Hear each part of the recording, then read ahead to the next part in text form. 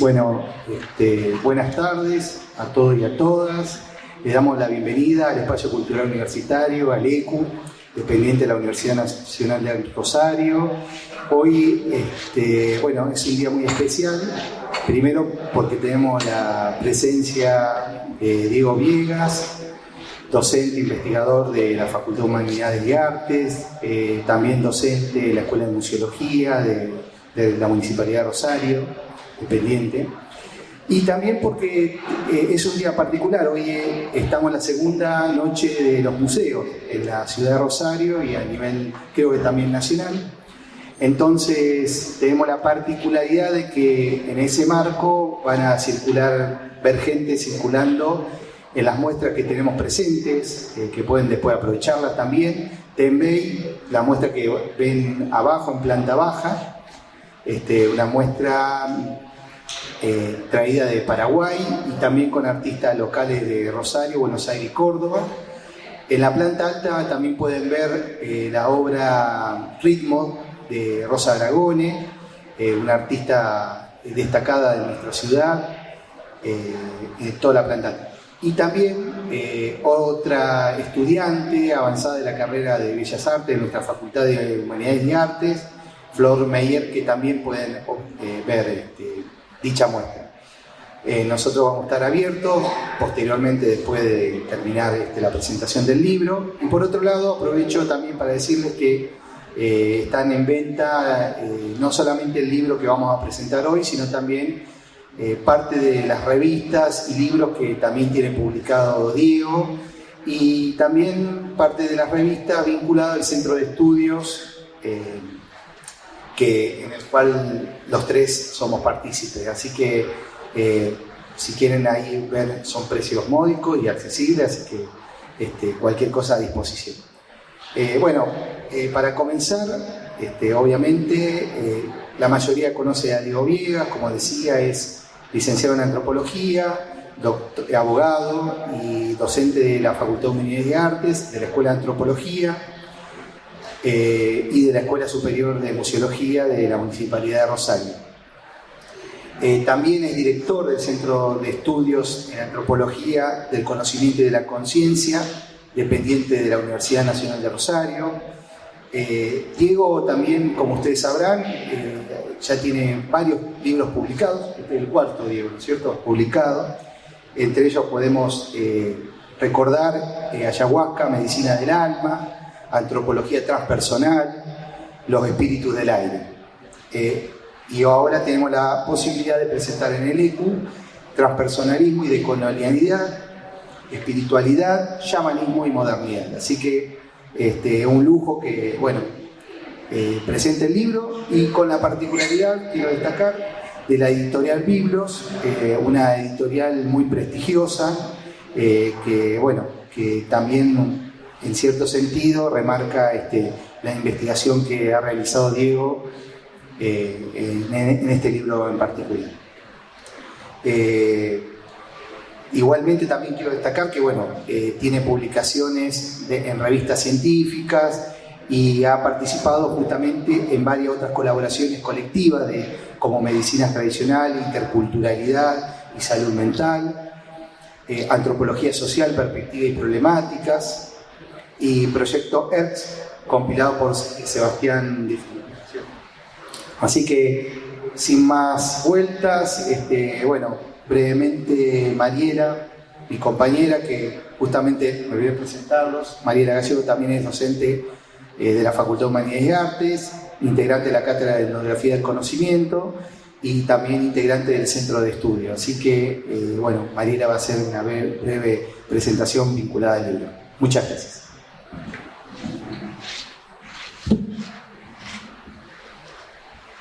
Hola, buenas tardes a todos y a todas. Sí, con Diego somos compañeros de cátedra y del centro de estudios, y estamos con proyectos en común para seguir trabajando hacia adelante. Bueno, este libro que hoy presenta Diego, que se llama Transpersonalismo y Decolonialidad, Es un ensayo que propone conciliar la corriente académica conocida como transpersonalismo con aquella otra que se denomina el giro decolonial. Este giro decolonial se aleja del eurocentrismo universalista y hace notar que el paradigma epistemológico de la modernidad occidental encubre su lado oscuro, que es el colonialismo y su posterior colonialidad, tanto del poder, del ser, del saber, los géneros, las sexualidades, las formas de autoridad y la misma naturaleza.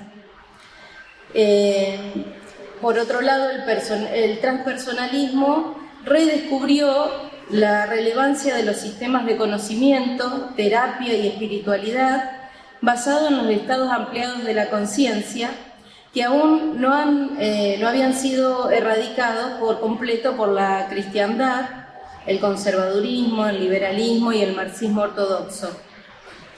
Sin embargo, en la actualidad, la crisis civilizatoria, tanto como el ecocidio y el patriarcado mediante, se advierte el potencial decolonizador y desestructurante del sentido común anclado en ese viejo paradigma.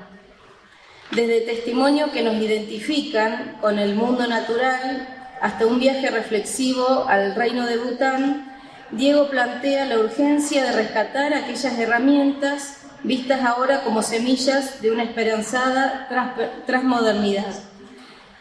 Y voy a leer una cita de Jeremy Narby, que es un autor también transpersonalista, que entre otros libros ha publicado La serpiente cósmica, ¿no?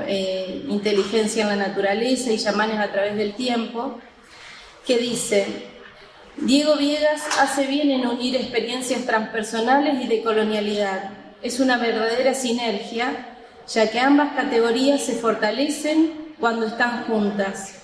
Incluso parece difícil entender por qué nadie había pensado en reunirlas antes de esta obra. Quizás simplemente ha llegado el momento de esta reunión y su fruto sinérgico ya está maduro. Bueno, felicitaciones, Diego, y esperamos tus comentarios. Bueno, muchísimas gracias. Gracias, David. Gracias, Mariela. Toda la cátedra junta en esta presentación. Y sobre todo gracias a todos ustedes que en un día de tanto calor están aquí para acompañar la presentación de este cuarto libro en la línea que, bueno, los que me conocen ya saben que nos dedicamos, en la cátedra nos dedicamos a una de las tantas disciplinas de la antropología social o sociocultural. En este caso es la antropología del conocimiento, pero que consideramos que la antropología de la conciencia o transpersonal, que es muy novedosa para toda América Latina. De hecho, en Estados Unidos hace 40 años que se desarrolla, pero aquí no tiene un desarrollo, por lo tanto somos nosotros, y además juntamente con Fundación Mesa Verde y con el Centro de Estudios en Antropología del Conocimiento y la Conciencia, quienes aquí en la Argentina y en gran parte de América Latina nos apoyamos en estas herramientas que provee la antropología de la conciencia, a la que consideramos una especie de hermana menor, si se quiere, una hija de la antropología del conocimiento. Entonces, ustedes saben, nuestro primer libro con el doctor Néstor Berlanda, médico psiquiatra, fue Ayahuasca, Medicina del Alma, un libro que costó, digamos, alrededor de 17 o 20 años en su desarrollo, a partir de numerosas experiencias con médicos tradicionales amazónicos. En ese libro se recogen una gran cantidad de testimonios con los que pudimos llegar a hacer una estadística, con la ayuda también del doctor Ariel Roldán, que está aquí presente también, le agradecemos mucho, donde intentamos objetivar, entre comillas, en la medida de lo posible, lo que es una experiencia de ayahuasca tipo, ¿no es cierto? Una experiencia con una medicina o con un sistema tradicional indígena, indoamericano, en este caso masónico, y que, por supuesto, es de alguna manera marginalizado por el conocimiento de la modernidad, por el conocimiento científico, en realidad por el paradigma occidental de la modernidad, que va más allá de un marco, digamos, científico en el sentido kuhniano, ¿no? Y que se ha transformado en una especie de, o sea, de sentido común positivista que todos tenemos, y de hecho, como siempre decimos cuando inauguramos nuestra materia en las clases, ya lo que estoy viendo yo desde aquí es positivismo puro, ¿no? Ustedes sentados en unas filas, unos atrás del otro, y nosotros, que vendríamos a representar, entre comillas, el saber, ¿no es cierto? Estamos más elevados, ¿no es cierto? Estamos aquí en la mesa por encima.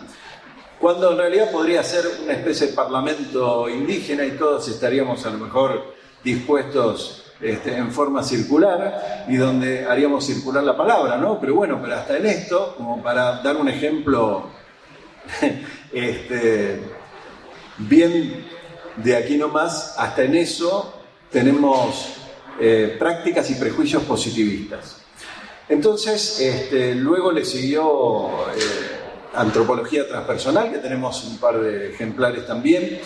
En ese libro se postuló por primera vez la antropología transpersonal en nuestro país, en la Argentina, a través de una serie de autores que costó mucho traducir. Muchos son clásicos y no tan clásicos que hubo que traducir del inglés o del portugués, en la que una serie de autores, etnógrafos muy competentes, de universidades como Harvard, Oxford, etc., de pronto se ven en determinados rituales dentro de comunidades originarias, donde de pronto lo que han vivido por trabajar desde un sentipensamiento, por trabajar no desde una supuesta neutralidad que se nos enseña a veces en la universidad, una supuesta objetividad, donde nuestros sujetos de estudio son como objetos, sino cuando justamente estos antropólogos hicieron todo lo contrario y se atrevieron a profundizar emocionalmente, poniendo, digamos, la emoción a flor de piel, y acercándose lo más posible a su cultura, llegando incluso a lo que yo llamo la observación involucrante, que es mucho más allá que la participante. Porque, por ejemplo, si se trata de rituales en estados ampliados de la conciencia, pues entonces estos antropólogos comenzaron a ingresar también en esos estados ampliados de la conciencia, con consecuencias para sí mismos y para la epistemología, digamos, de nuestro oficio, de nuestra disciplina, bastante complicada, ¿no? Por lo tanto, en ese libro se recogen una gran cantidad de artículos que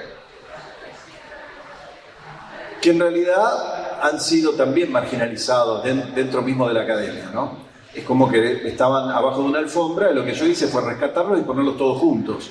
Entonces, cuando uno lo lee todo junto en un mismo libro, dice, bueno, pero acá alguien está equivocado, ¿no?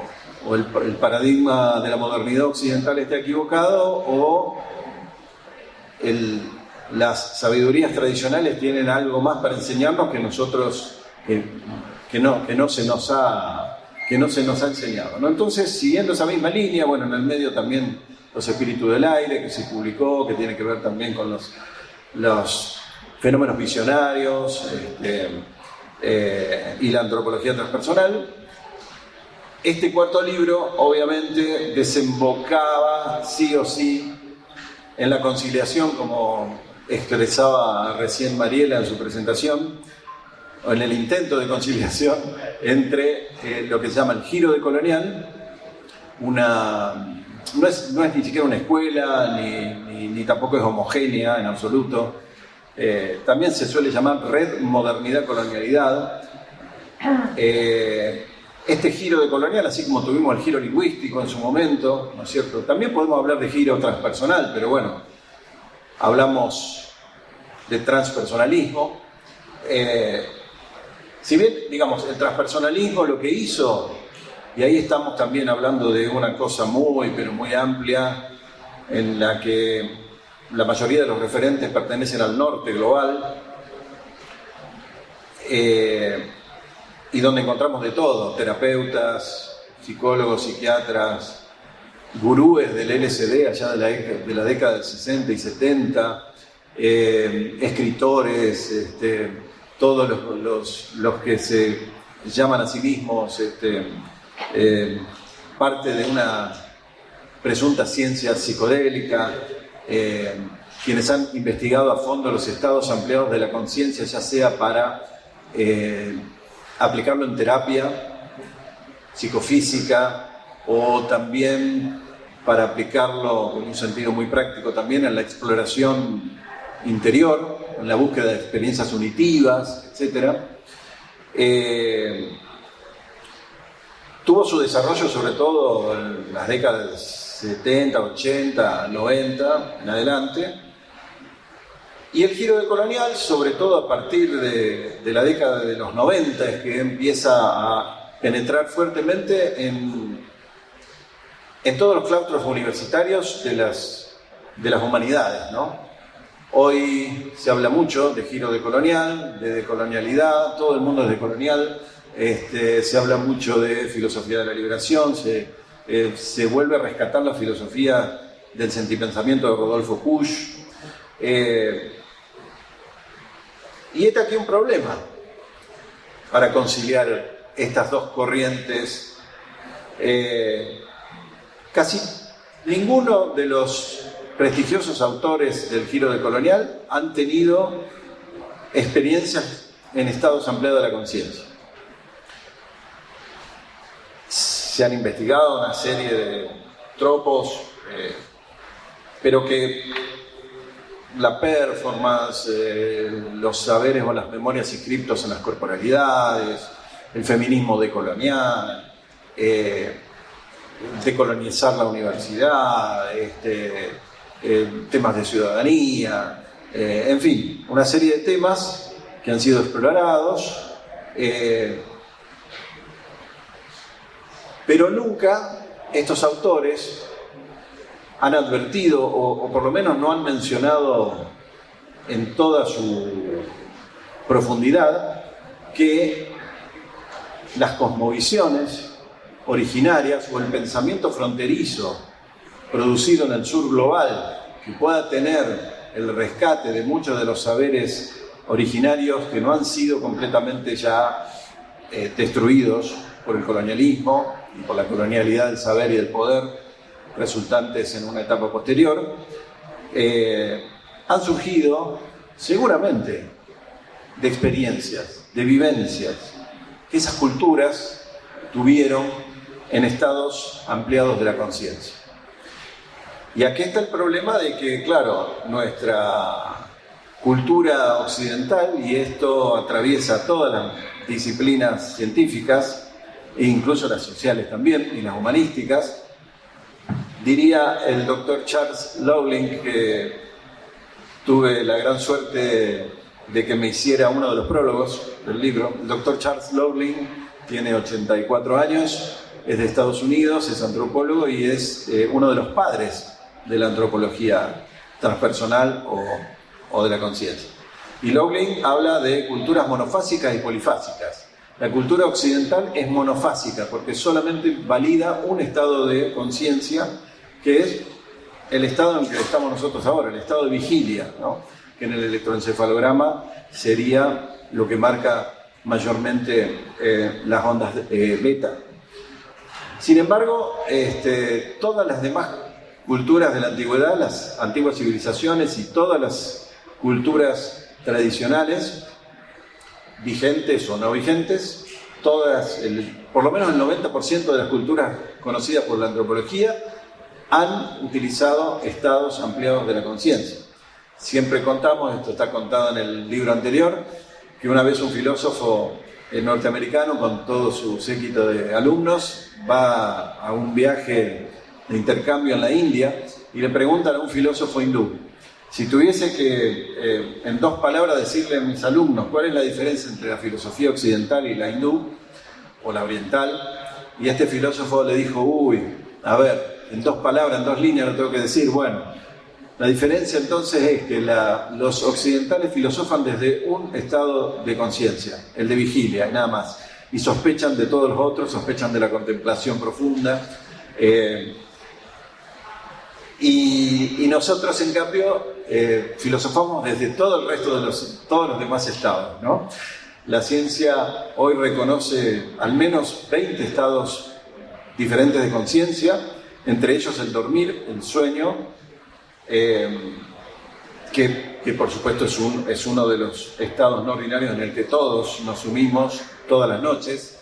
Este estado nos unifica a todos porque todos dormimos y tenemos sueños, pero no todos en la cultura occidental llegamos a tener sueños lúcidos o transpersonales, cosa que por ahí aparece también mencionada en el libro anterior y en este, ¿no? Entonces, hay 3 o 4 ideas, para no aburrirlos, que me gustaría destacar de este libro para que tengan una idea de qué trata. Son 3 o 4. Primero las voy a mencionar y después trataremos de hacer un pequeño desarrollo de cada una. La primera gran idea que atraviesa todo el libro es que los estados ampliados de la conciencia son una forma de conocimiento. Una forma de conocimiento que siempre acompañó el conocimiento racional, empírico, lógico, ¿no es cierto?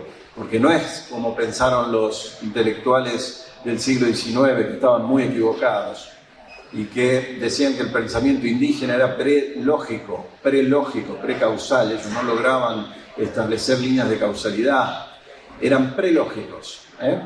No, ellos hacían sus chozas con perfecta matemática y no se les caía el techo. Eran perfectamente racionales y lógicos dentro de un marco, dentro de un medio ambiente y dentro de una tecnología que ellos tenían. Pero siempre esas formas de conocimiento empíricas, y no hay que mencionar, ustedes ya saben,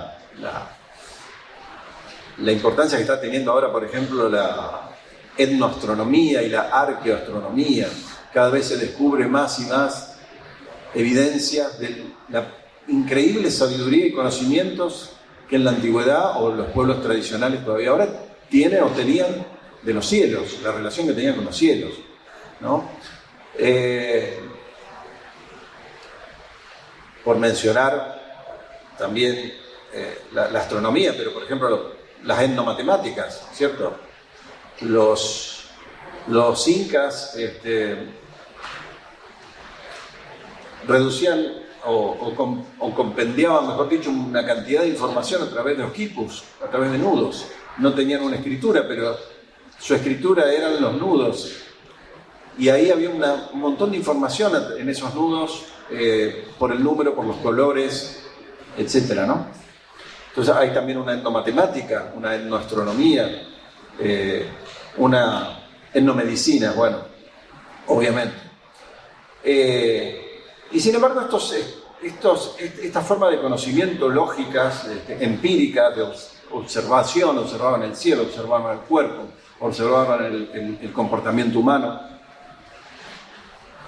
a veces con una fineza psicológica que sorprende a los psicólogos actuales del paradigma occidental moderno, ¿no? Pero hay algo que los intelectuales del siglo XIX y del XX y hasta también del XXI, muchos no llegan a comprender todavía, es que estas formas de conocimiento tecnológicas, tecnoeconómicas, racionales, siempre fueron acompañadas por estados ampliados de conciencia, por ritos, por mitos, por mitología. Y esta es la parte que nunca entendió el paradigma occidental moderno. Son supersticiosos, o sea, ¿por qué necesitan hacer eso? Si están usando una hierba medicinal, ¿por qué el curandero dice que con una cuchara de madera tenés que revolver 3 veces para la izquierda, 3 veces para la izquierda, para la derecha? ¿Para qué? ¿Por qué ese rito? ¿Por qué esa carga simbólica? Además, si ya está todo en la química que hay en la sustancia, en la planta. Vos te tomás ese té y listo. Pero no, son porfiados los curanderos originarios y te dicen, sí, toma el té para curar tal cosa, ¿no? Pero además tenés que usar la cuchara de madera y revolver para la izquierda 3 veces, para la izquierda y para la derecha, ¿no? Entonces, esto es lo que muchas veces no se comprendió y por lo tanto esta es la primera gran idea que se trabaja mucho en el primer capítulo y que tiene mucho que ver con la materia, casi como te diría Mariela y David, es un resumen, una síntesis de toda nuestra materia, así que esto para que sepan los próximos alumnos de las próximas camadas, ya saben, leen el primer capítulo y ya más o menos tienen la materia vista. Diego, justamente me parece interesante, como para sumar ahí una información, que en el transcurso del libro, Diego lo que va proponiendo es justamente ir discutiendo esta idea de justamente estado amplio de conciencia con distintos abordajes teóricos, paradigmas, que va atravesando, va haciendo un hilo conductor todo el desarrollo del libro. Y lo que es muy interesante es que ese diálogo va generando justamente una construcción de nuevos conocimientos que permiten justamente reflexionar sobre lo que está comentando Diego, esta idea de ampliación, de ampliar la forma de abordar el conocimiento. Y creo que lo hace de una manera muy interesante y también muy didáctica, porque me parece que en cada uno de los capítulos lo que va haciendo es ese desarrollo minucioso que va planteando con cada uno de esos paradigmas que pone en juego, en discusión y en diálogo. Parece que por ahí es interesante comentar. Sí. Tanto es así que, bueno, la palabra chamán, que ustedes conocen así castellanizada, viene del tungusko manchú, chamán, del verbo saber. Es decir, el chamán es el hombre o la mujer de conocimiento. Se podría traducir el que sabe o la que sabe, ¿no? Claro, a veces tiene que ver con, no es un conocimiento que a ver, en parte puede ser un conocimiento empírico, ya dijimos, a partir de lógica, observación y demás. Pero también está la parte que nunca fue comprendida por el paradigma occidental moderno, que es el estado ampliado de la conciencia, y por supuesto que ahí sería el conocimiento de las cosas ocultas, el conocimiento del plano espiritual que es invisible, que existe pero que no se ve. En parte ese también es el inconsciente colectivo del que hablaba Jung, o la psique objetiva, o el anima mundi de los antiguos griegos, o el espacio imaginal del que hablaba el filósofo Enrique Orbán, ¿no?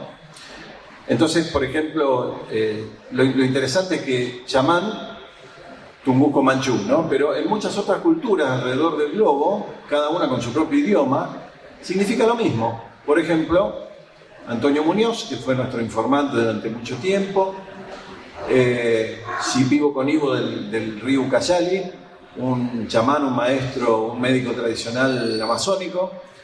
En su idioma, chamanes o curandero sería unaya. Unaya viene del verbo onanti, saber, ¿no? Con saber, persona con saber.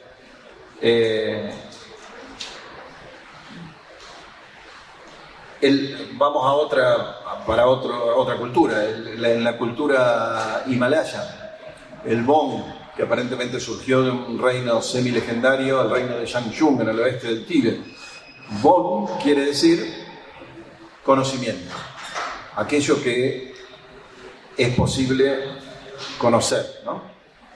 Entonces, esta es la primera gran idea. Por supuesto que lo empírico siempre existió y siempre va a existir, porque el hombre necesita del pensamiento racional para poder alimentarse, para poder vestirse, hacer frente al calor, al frío, a las inclemencias temporales, etc. Pero también precisa lo que hoy no tenemos, que es el buen uso de los estados ampliados de conciencia, y por eso estamos en una sociedad con una neurosis y una separatividad que ya llegó a los límites que estamos viviendo, por ejemplo, en la ciudad de Rosario.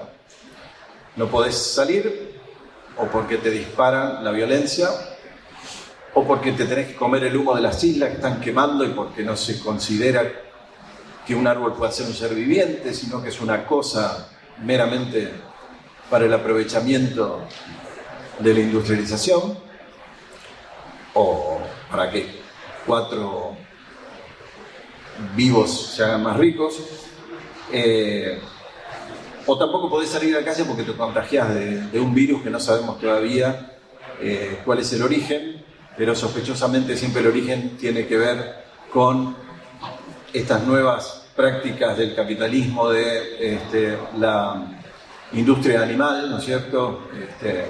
De tener a todos los animales, digamos, con antibióticos, digamos, en jaulas de forma industrial, ¿no?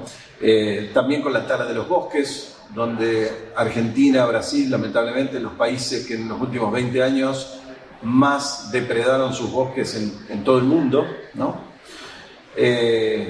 Entonces, bueno, ahí está, lo empírico siempre acompañado por los estados ampliados de conciencia.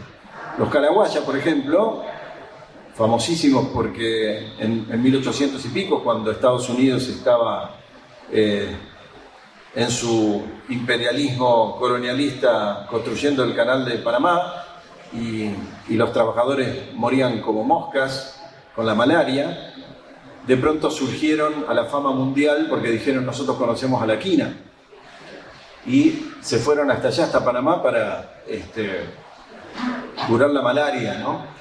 Y hasta los invitaron en 1800 y pico, 90 y pico, a un congreso de plantas medicinales en París. Pero ellos ya hacían 3000 años que venían recorriendo todo el mundo cultural andino, incluso el noroeste argentino. Son médicos itinerantes, tradicionales, ¿no? Itinerantes.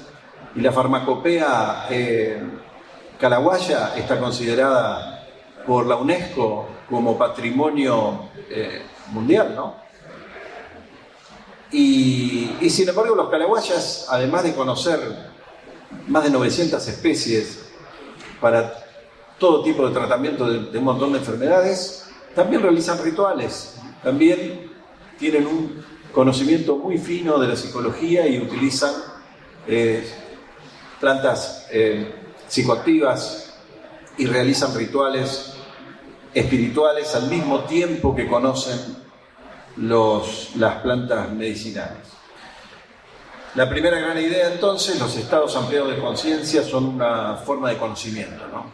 Y acá incluyo todos los grados, niveles y formas de estados ampliados de conciencia, desde las sustancias enteogénicas hasta todas las escuelas de meditación, ¿no? Que algo se habla también en el apéndice del libro.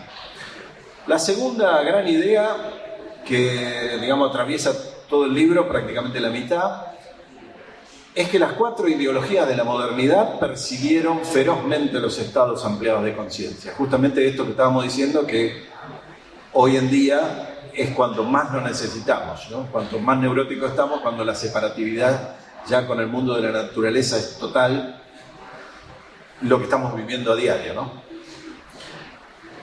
Esto obviamente lo tomo de Walter Mignolo, que habla de las...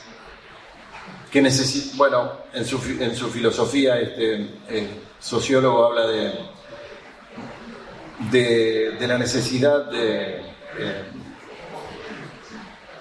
de un paradigma alternativo, digamos, paradigmas alternativos y no alternativas modernas al paradigma de la modernidad, ¿no? Que sería un poco lo que proponen los filósofos europeos, que hablan de la posmodernidad, pero que, bueno, siguen anclados en ideologías, digamos, de la modernidad, ¿no? Son como en parches al sistema occidental moderno, ¿no? Entonces, Mignolo establece claramente en muchas de sus obras que las 4 ideologías de la modernidad ya fracasaron. La cristiandad, y acá tomamos una diferenciación que hace Enrique Dussel, uno de los teóricos del giro decolonial, Que lo tuvimos acá en el ECU. que lo tuvimos en el ECU y que el libro este en realidad salió a partir de eso. Después lo vamos a contar sobre el final, en todo caso. Cuando le dieron el honoris causa en nuestra Facultad de Humanidades a Enrique Dussel, ahí charlando con Gustavo Santos, bueno, surgió la idea de la semillita de este libro, ¿no? Bueno, Dussel habla de que hay que ir hacia la transmodernidad, justamente no la postmodernidad, la trans, más allá de la modernidad, alternativas a la modernidad y no modernidades alternativas que son como más de lo mismo, digamos, ¿no? Propone ir de la universalidad, es decir, de los universalismos eurocéntricos, es decir, universal significa uno que versa para todos, ¿no? Europa u Occidente que habla para todos. Y ir hacia un nuevo mundo, un nuevo planeta en el que exista la pluriversidad, en el que haya en un pie de igualdad muchas voces que hablan, ¿no? No solamente un paradigma, un solo paradigma como el implantado por la modernidad, que en realidad se llevó a todo el mundo, por supuesto a todo el planeta, a partir del colonialismo y la violencia, ¿no? Ustedes saben, la primera etapa del colonialismo es 1492, con la invasión de América, de nuestra América. 1844, el reparto de África, la segunda etapa del colonialismo. Después, claro, hasta 1970 más o menos, cuando se vienen las independencias de los países africanos, asiáticos, en Oceanía, etc., lo que se termina simplemente es el colonialismo jurídico-político. Los ejércitos volvieron a sus metrópolis, volvieron a Gran Bretaña, volvieron a España, a Portugal, a lo que sea, a Holanda, Francia, pero la estructura siguió igual. Es lo que se denomina la colonialidad del poder, del saber, de las sexualidades, del género, etc., ¿no? Los indígenas siguen en el mismo lugar que siempre tuvieron después de la colonización, los afrodescendientes siguen estando en el mismo lugar, las mujeres siguen estando en el mismo lugar, ¿no? Entonces, las 4 ideologías de la modernidad persiguieron con saña a los estados ampliados de conciencia, y esto prácticamente es la mitad del libro. La cristiandad, decíamos que Dussel, no lo terminé de definir, Dussel hace la diferenciación entre el cristianismo y la cristiandad. La cristiandad sería aquella que se refiere a Cristo Rey, ¿no? Acá tenemos un colegio que se llama Cristo Rey, ¿no? Es decir, asociado a los sectores de poder, que en el momento de expansión, por supuesto, se da a los ejércitos de los reyes de España y de Portugal, pero que ahora que el catolicismo va perdiendo su fuerza en América Latina, y esto está estudiado ya por los sociólogos de la religión, y tenemos un avance del evangelismo neoderechista, ¿cierto? Esa persecución sigue siendo implacable, ¿no?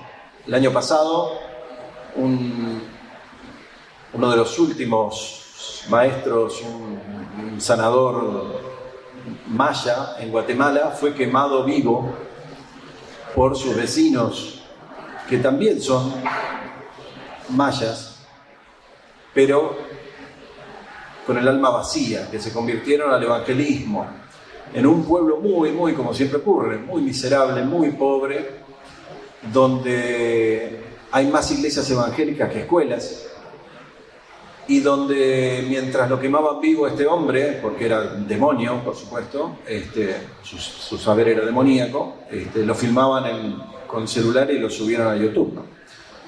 En 2009, si no me equivoco, también está relatado en el libro, en Balsapuerto, un lugar misérrimo de la Amazonía peruana, surge la votación de un alcalde, como le dicen allá, que había llegado al poder diciendo que había que terminar con los brujos, ¿no? En su vocabulario.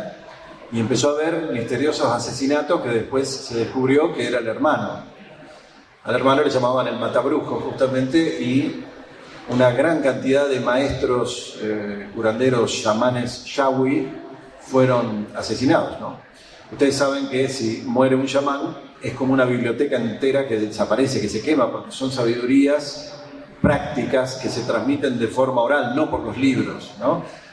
Nosotros estudiamos, como dice siempre Néstor Barlanda, nosotros estudiamos en la facultad de los libros, pero los chamanes estudian de la misma naturaleza, ¿no? Como decía don Antonio, yo estudio directamente de las plantas, dialogo con las plantas, ¿no? Bueno, eso es lo que nosotros hemos perdido. Entonces, ninguna duda de que el primer genocidio se produce con la caza de brujas, ¿no? Que no solamente incluye la Edad Media Baja, sino sobre todo parte de la modernidad, cuando la ciencia estaba naciendo, cuando se suponía que se estaba construyendo la objetividad, la neutralidad, el racionalismo y demás, es cuando más mujeres se mataron por acusaciones de brujería. Bueno, todo eso está perfectamente detallado, ¿no? La imagen de la bruja que tenemos, que ha sido legada por el folclore del cristianismo, es esta vieja fea vestida de negro que va volando en una escoba con un búho en el hombro y rodeada de sapos. Cada uno de esos elementos encierra un simbolismo que tiene que ver con los estados ampliados de conciencia, que tiene que ver con la sabiduría natural de aquellas mujeres que fueron arrasadas en Europa. Y se terminó el chamanismo en Europa. Esto que nosotros está a punto de desaparecer, pero que todavía tenemos, y que por eso el libro también es una especie de llamado de atención, un grito para la defensa de los últimos sabios y sabias transpersonalistas, es decir, que todavía continúan ejerciendo su saber a partir de recibir información en estados ampliados de la conciencia. Bueno, en Europa se terminó en aquel momento, ¿no?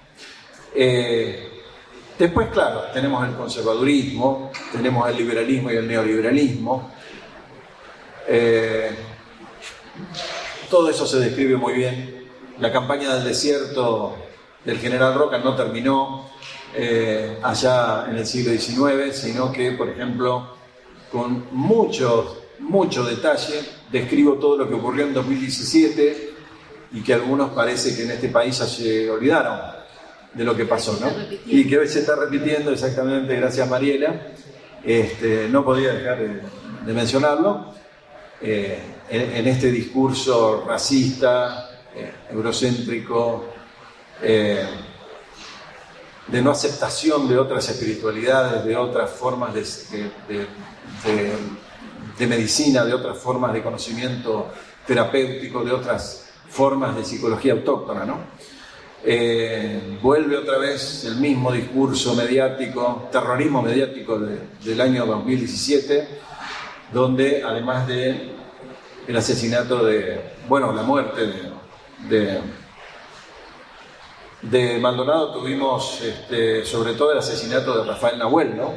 Primo de una futura machi que se levantó, como dicen los mapuches, en esa época justamente, y justo cuando estaba el G20 en Bariloche. No debe ser casualidad.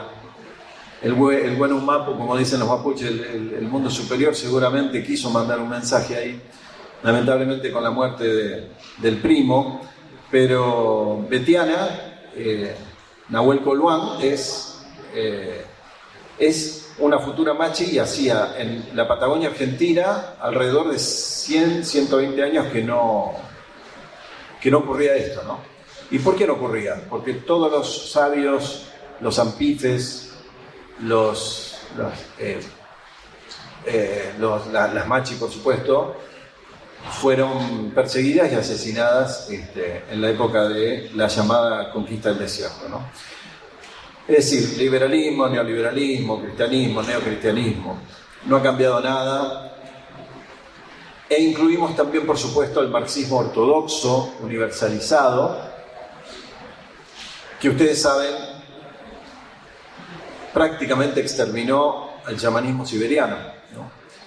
Recién en los años 90, los años 2000, comienza a haber testimonios de los últimos o las últimas sabias siberianas que se atrevieron a hablar de lo que ocurrió en aquella época, de cómo se destruyeron los tambores, de cómo los tambores chamánicos pasaron a museos o fueron quemados, de cómo hubo vuelos de la muerte también, similares lamentablemente a los de la dictadura cívico-militar argentina del 76-83.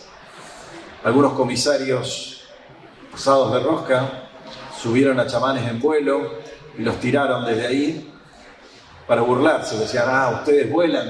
El vuelo chamánico es un vuelo mental, por supuesto, es un vuelo en estados no ordinarios de conciencia, así metafóricamente vuelan. Los hicieron volar físicamente, ¿no? Esto también se describe muy pormenorizadamente porque con datos además provenientes de fuentes rusas, o rusas traducidas al inglés. Hay mucho trabajo de traducción acá también en este libro y creo que en el ámbito de habla castellana es muy, pero muy novedoso todo lo que van a leer aquí. Tercera gran idea: las experiencias transformadoras con estados ampliados de conciencia promueven ipso facto la decolonialidad mental, o una especie de decolonialidad mental, podríamos decir. ¿Por qué digo las experiencias transformadoras? Porque puede haber experiencias en estados ampliados de la conciencia que no sean transformadoras. Se requiere un setting, se requiere que si hay un maestro originario, por supuesto, sea el maestro originario el que dirija las ceremonias. Hay muchas razones por las cuales estas experiencias podrían no ser transformadoras, pero si son transformadoras, obviamente, primero hay una transformación epistémica. Los estados ampliados de conciencia nos llevan, si realmente hay una transformación, a que dejemos de pensar el universo como una máquina, de acuerdo a la modernidad, o como una cosa toda fragmentada, como se piensa en la posmodernidad, y empecemos a visualizarlo como una trama vital. Nosotros somos parte del universo. Somos parte de la naturaleza, somos parte de una trama viviente que se despliega continuamente, ¿no? Dejamos de pensar que la naturaleza es solo materia prima, que es una máquina, ¿no? O un sistema complejo como lo pensamos ahora desde la posmodernidad. Y comenzamos a pensar que se trata de un sistema vivo en realidad, la naturaleza. Dejamos de pensar en un Dios Padre o en un vacío divino, como en la posmodernidad, y empezamos a pensar en el retorno de la diosa, a través de experiencias transformadoras que muchas veces tienen que ver, primero, con la identificación con el mundo animal, la identificación con el mundo vegetal. Hay experiencias en las que tenemos identificación con el mundo mineral incluso. Experiencias en las que tenemos identificación con muchas otredades. Nos identificamos con otro género de pronto, con otro sexo, con deidades, con demonios. Esto se utiliza mucho, por supuesto, en las meditaciones tántricas. Y finalmente la experiencia con la totalidad, aquel que ha tenido una experiencia realmente de estado ampliado de la conciencia que lo ha llevado a la identificación con la totalidad. También puede ser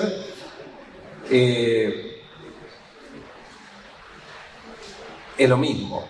Se puede describir metafóricamente como el identificarse con la totalidad, como se puede describir como la no identificación, justamente, ¿no? Con nada. Es decir, el atisbar o el llegar a percibir que nos envuelve la cognoscencia misma, ¿no? Y que esa espaciosidad, digamos, esa vacuidad, pero que es pura potencialidad, es un pleno cósmico, no un vacío cósmico, sino una plenitud cósmica de la que surgen todas las apariencias. Cualquiera de ese tipo de experiencias ya nos transforma y ya nos pone en un modo epistemológico diferente al de la modernidad e incluso al de la posmodernidad. Ya dejamos de ser reduccionistas o pensar que todo es caótico para pensar que hay un orden detrás del caos aparente, ¿no? Hay una identificación ya sujeto-objeto. Y eso tiene que ser superador y transformador de este mundo que todavía está bajo la matriz de la modernidad, ¿no? Por más que nos creemos muy posmodernos, nuestros prejuicios y esto que decíamos antes, seguimos pensando de acuerdo a la modernidad. Entonces,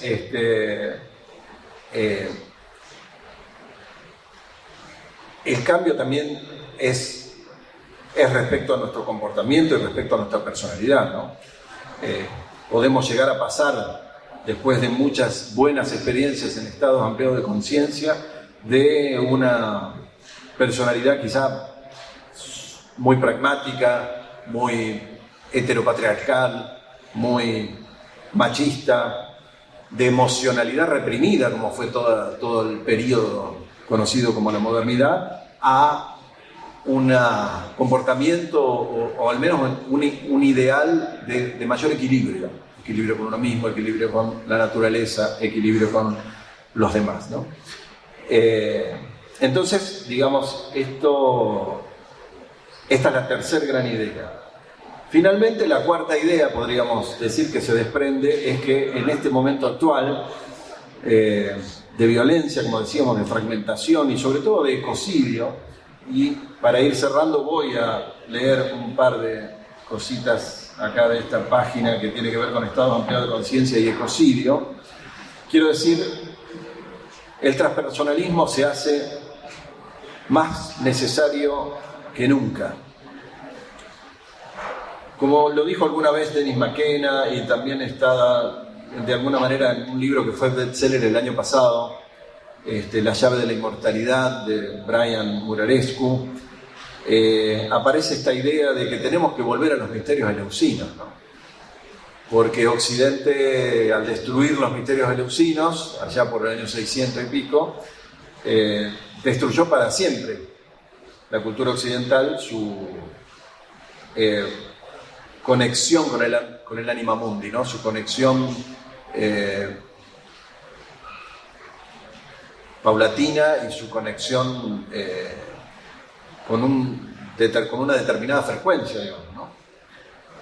Entonces, para decir algunos datos nada más, pero que ustedes ya lo saben, ¿no?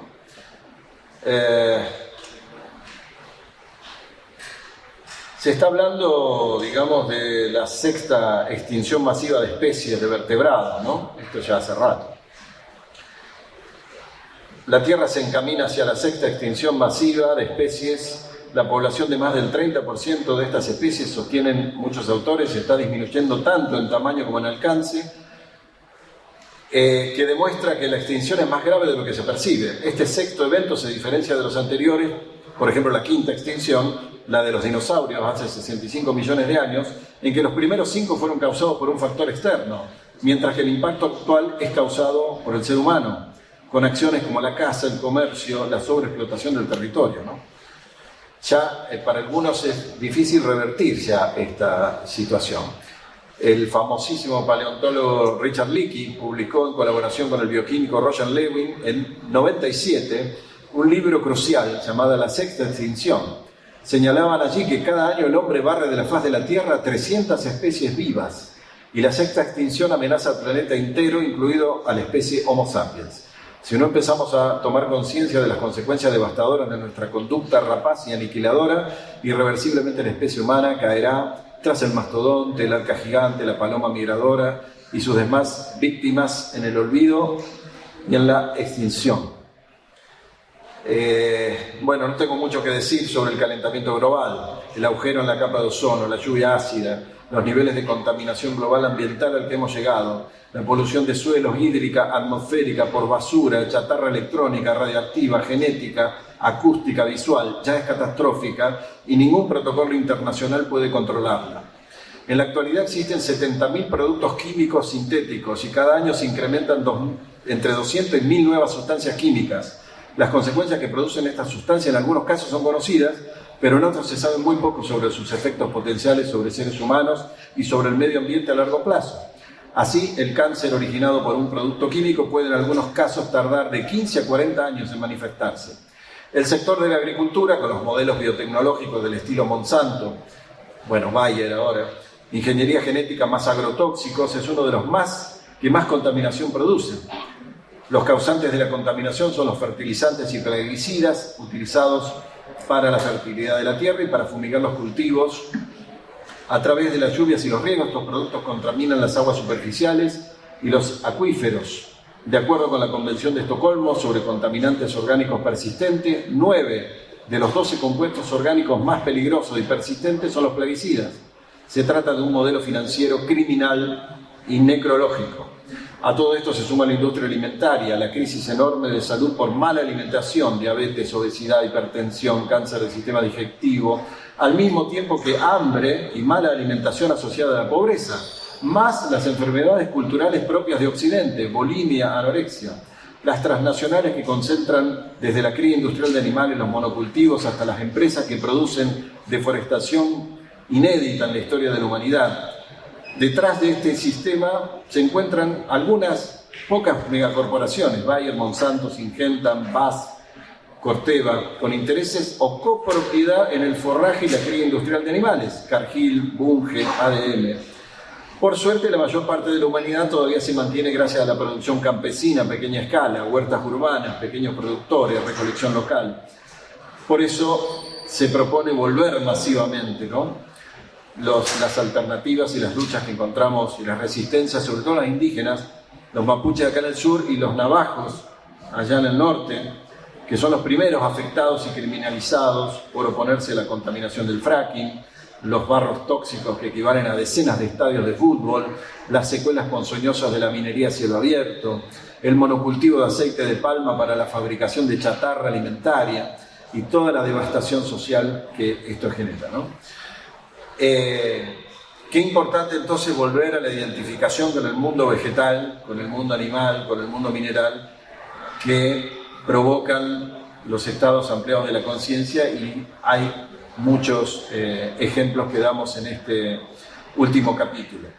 Y sobre todo, me refiero también a la novísima ciencia de la neurobiología vegetal, y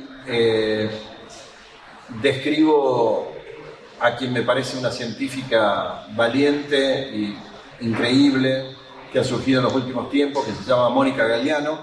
Es una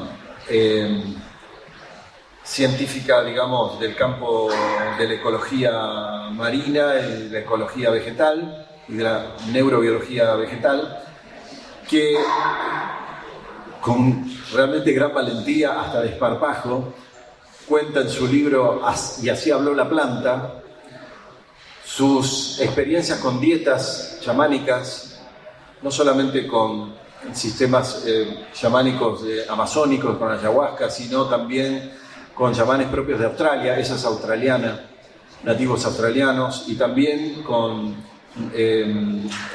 médicos tradicionales indígenas norteamericanos.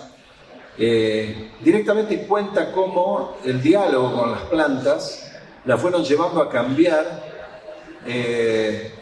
desde sus experimentos en ecología marina hacia la ecología vegetal, que es la que se ocupa ahora, y hasta son las mismas plantas, cuenta ella, la que le van indicando de muchas maneras, simbólicas y no simbólicas, los experimentos que tiene que llevar a la academia para que la academia la respete y le dé importancia.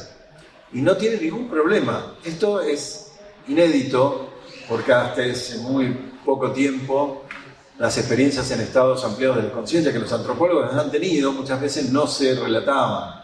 La academia no permitía, digamos, que se escribiese un paper, una monografía, donde esas experiencias subjetivas, por supuesto, sean tomadas como un dato objetivo para la ciencia, ¿no? Entonces, y Mónica Galiano directamente nos cuenta cómo a través de su diálogo con el mundo vegetal justamente ha podido escalar y triunfar dentro del mundo académico con experimentos que las mismas plantas le dijeron que debían realizar. Esto a mí me parece increíble, y por eso, digamos, lo subrayo con mucha fuerza. Bueno, para ir cerrando, entonces, estas serían las 3 o 4 ideas importantes que me parece que atraviesan el libro. Y bueno, en definitiva, ¿por qué la importancia del transpersonalismo? Porque le agrega a la antropología justamente también una valentía importante en ir desde la observación superficial y participante hacia una observación involucrante. Dice Jacques Mabit en 1992 que, por ejemplo, por poner una sola cultura, ¿no? De toda la literatura consagrada a la ayahuasca, a los sistemas de sanación relacionados con la medicina tradicional amazónica, la ayahuasca y demás, menos del 10% de los autores habían experimentado la sustancia personalmente. Y de entre esos solo 10%, casi ninguno había pasado por la formación clásica de las dietas chamánicas, ¿no? Por eso la importancia de la antropología transpersonal.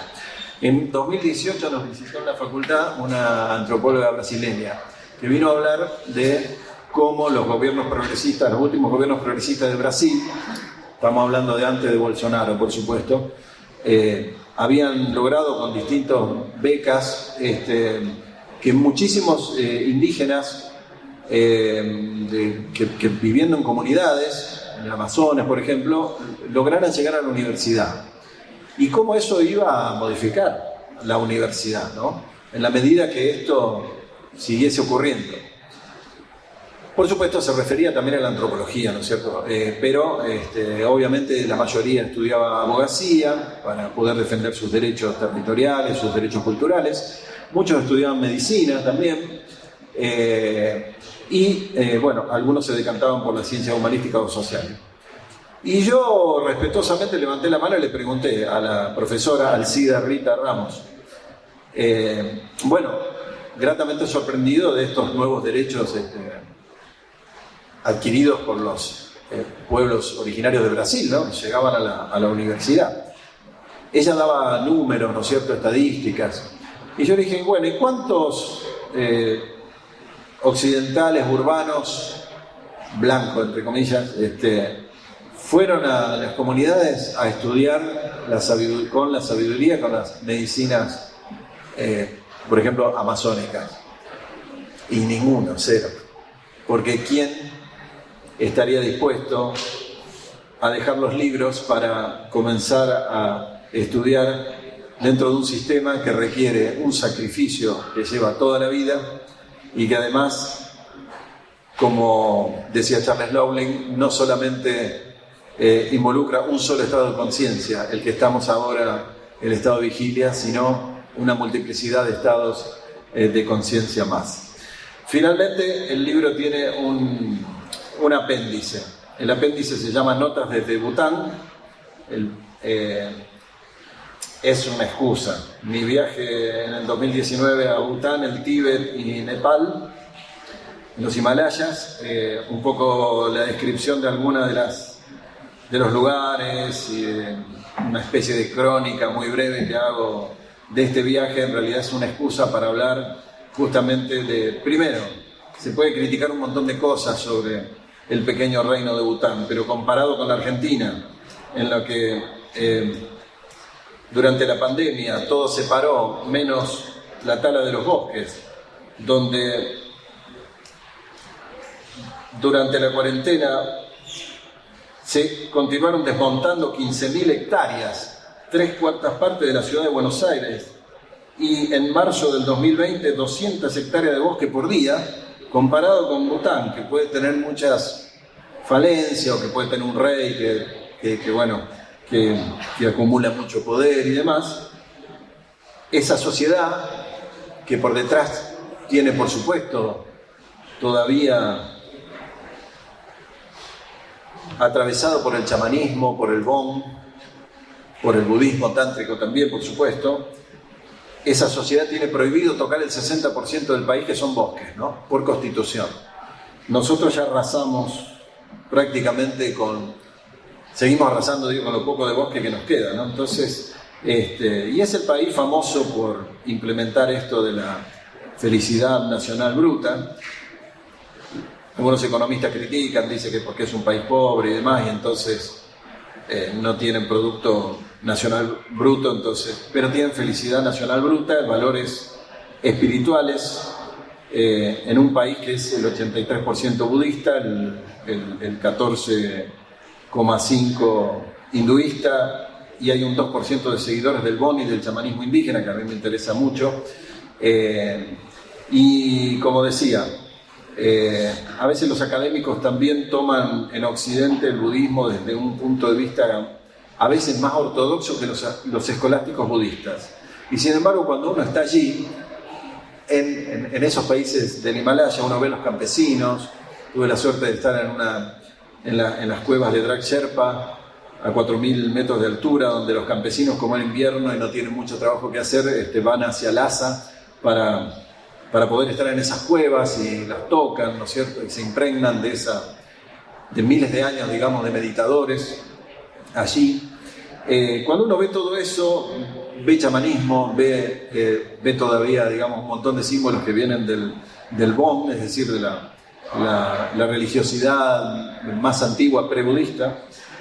Y entonces es interesante este apéndice final para volver a reiterar que la conciencia no está confinada al cerebro, que hoy en día los neurocientíficos están muy interesados en investigar tanto los chamanes como los lamas, y que el tema de las vidas pasadas, las experiencias cercanas a la muerte y los llamados siddhis, es decir, los logros espirituales, que por supuesto no tienen importancia en sí mismos, que la propia espiritualidad, digamos, le resta importancia, y me parece muy bien, pero nos encontramos con que tanto la ciencia occidental le resta importancia o lo marginaliza, y al mismo tiempo las propias religiones orientales, con buen criterio, también les restan importancia. Entonces, finalmente, a mí me parece que todos estos temas, que son fronterizos, pueden servir para volver a poner sobre el tapete, justamente en Occidente, aquello que más nos está faltando, como decíamos, ¿no? Más estados no ordinarios de conciencia, más volver hacia una intuición, hacia una espiritualidad natural, digamos, reconectar con conocimientos, primero reconocerlos como conocimientos, ¿no? Y después, bueno, reconocer que esos otros conocimientos pueden dialogar con la ciencia. Estamos hablando de otros conocimientos orientales, indoamericanos, africanos. Reencontrar esa conexión espiritual y un orden inclusivo perdidos. Y bueno, y en todo esto también, por supuesto, volver hacia, como decíamos, hacia la diosa. Un poco en broma, un poco en serio, tanto en 2015 como en 2019, en 2 entrevistas que le realizaron al Dalai Lama, deslizó que su próxima reencarnación podría ser una mujer. Bueno, sería muy interesante que eso sucediese, ¿no? Bueno, vamos a ser testigos de ese hecho y de cómo los chinos van a inventar otro propio, ¿no? Generando una fenomenal disputa religiosa y política, pero en todo caso, todo el planeta debería tornarse menos patriarcal, menos desconectado de su fuente, la naturaleza, alejarnos de lo más pernicioso, de los opuestos, del dualismo ontológico y nociológico inaugurado por Descartes, del reduccionismo exagerado, ¿no? Y potenciar las mejores formas de la conciencia holística y ecosófica en Occidente, que no tiene que ver con una New Age, justamente lo contrario de la New Age mercantilista, sino que es volver hacia una Old Age, que está irremisiblemente conectada a los estados ampliados de la conciencia. Bueno, los invito a que allí Sergio al fondo va a estar vendiendo justamente este libro, y también tenemos algunos otros libros, Revista Académica Guayponem. Si quieren lo pueden hojear también. Creo que todavía no llegó a Rosario. Está distribuyéndose muy lentamente en librerías chicas de Buenos Aires. Creo que no lo van a encontrar todavía en el Ateneo, Cúspide, estas grandes cadenas. Son pocos ejemplares porque, digamos, la crisis también llegó a la industria editorial. Ayahuasca, por ejemplo, para que tengan una idea, se imprimieron 2.000 ejemplares, y si bien está técnicamente agotado, lo van a encontrar, la misma editorial lo sigue vendiendo y lo van a encontrar en Mercado Libre. Antropología transpersonal se imprimieron 1.500, y de este libro, que tiene, como ustedes ven, es gordito, tiene 390 páginas, se imprimieron 200. Es que hoy en Argentina no se pueden imprimir más de 500 ejemplares, porque no se venden y porque bueno, la crisis ha pegado en todo. Pero bueno, yo estoy no solamente agradecido, sorprendido de que este libro haya finalmente salido. Para contarle alguna otra cosita doméstica, lo terminé de escribir justo con la pandemia, con marzo del 2020, ¿no? ¿Se acuerdan? Parece que pasó hace 1000 años, cuando los animales habían invadido las ciudades. Había un silencio tremendo, la gente aplaudía a los médicos a las 9. Bueno, ahí lo terminé de escribir, ¿no? Me ayudó mucho ese silencio y el encierro ese obligatorio para poder terminar. Y de hecho termino hablando de la pandemia y de la transmodernidad, trayendo a Enrique Dussel por un lado, como un intelectual de la decolonialidad, y a Josep María Fericla, que también ha escrito cosas muy interesantes en esa época del comienzo de la pandemia, como un intelectual, digamos, desde el transpersonalismo. Y me parece que le dio un cierre muy interesante, digamos. Después estuvo un año parado, durante todo el 2020 estuvo cajoneado, ni se movió. Y recién se empezó a corregir a los primeros meses del 2021, y la corrección duró 6 meses más o menos. Así que, bueno, es mucha la espera, ¿no? 1 año y 9 meses, pero finalmente acá está, y soy el primer sorprendido de que esto se haya materializado. Probablemente porque este mensaje tiene que llegar lejos, y sobre todo está destinado a la academia, y por suerte, por lo menos allá lo tengo a Juan Marcelo y a Gaby, que son expertos en el I Ching. Hicimos una tirada de I Ching y parece que salió que en el mundo universitario académico argentino, por lo menos, va a ser muy bien recibido. Yo creo que de a poco también va a ser muy bien recibido a nivel internacional, porque ya me lo están pidiendo de Colombia, de Perú, hasta de Francia. Así que, bueno, les vuelvo a agradecer nuevamente por estar aquí, por realizar el acompañamiento, y bueno, espero que disfruten de la lectura y que les sirva para un marco, digamos, de un poco todo lo que está pasando, ¿no? Y hacia dónde nos podríamos dirigir. A los decoloniales, que empiecen a tener más presente al transpersonalismo, y a los transpersonalistas, que están hablando siempre desde el norte global, y que ya se viene el gran negocio capitalista de la psilocibina. Por si no lo sabían, ya el MDMA es pronto a ser aprobado para terapia, que no está mal, lo que yo digo, eso no está mal, está perfecto. La psilocibina muy pronto va a ser también una pastilla aprobada para lo que es la comercialización, digamos, a nivel terapéutico. Eso no me parece mal, me parece un negocio capitalista más, que está buenísimo,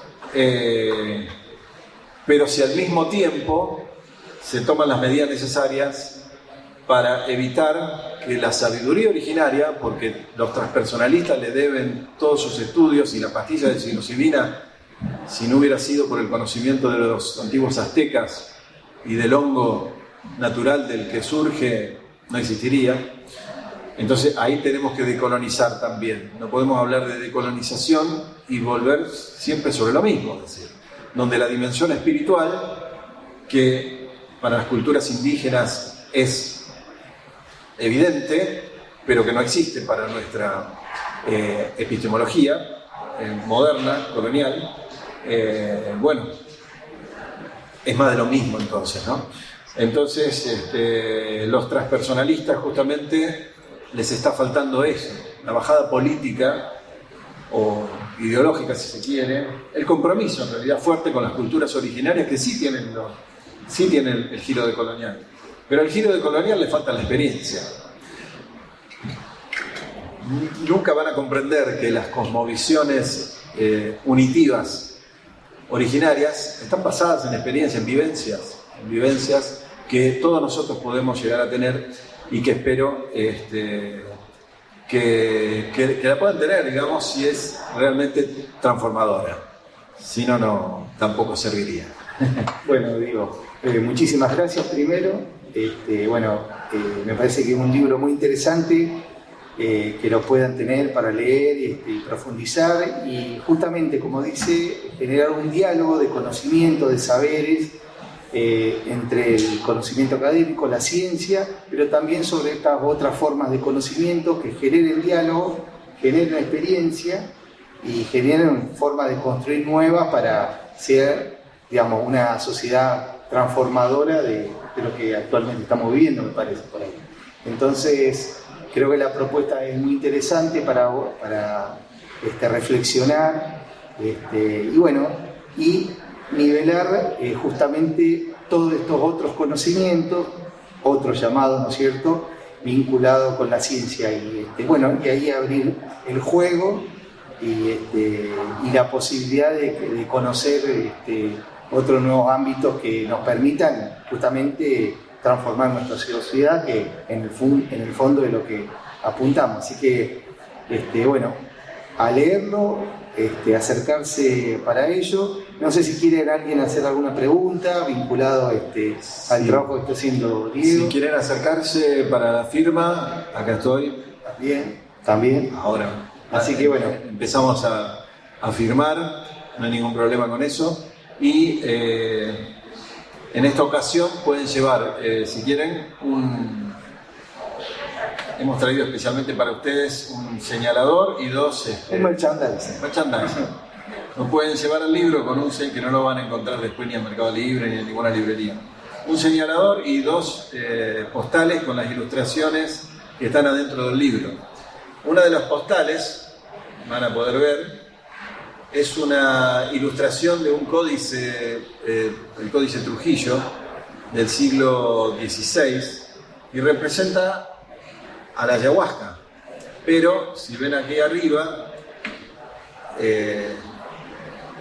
el virrey, o las personas que realizaron el códice durante la etapa colonial en Perú, le cambiaron el nombre y le pusieron Diablo Huasca. O sea, es la planta diabólica, ¿no es cierto? En lugar de interpretarla como chamánica, como la planta que nos maestra, que nos conecta con el mundo natural. Y la otra, por eso digo a elección, es un póster soviético, un póster de propaganda soviética de los años 30, de la época del estalinismo. Porque el chamanismo en los años 20, todavía con Lenin, sufrió, no al revés, digamos, tuvo un cierto empuje y hasta un aumento incluso en los jóvenes iniciados y demás. Pero cuando llega Stalin al poder empieza la gran persecución, ¿no?, de esta ideología materialista, y en esta ocasión, el póster lo que dice es que elijan soviéticos, digamos, para el Consejo Indígena, y que echen, que no entren al Consejo los kulak, que eran los agricultores bien posicionados, y los chamanes, ¿no? Entonces se ve cómo los echan el chamancito con su tambor. Me parece muy elocuentes. Estas son las únicas dos imágenes que hay adentro del libro y las pueden llevar también como un souvenir, estas dos postales junto con el señalador. Me dedico a firmar a partir de ahora. Muchas gracias.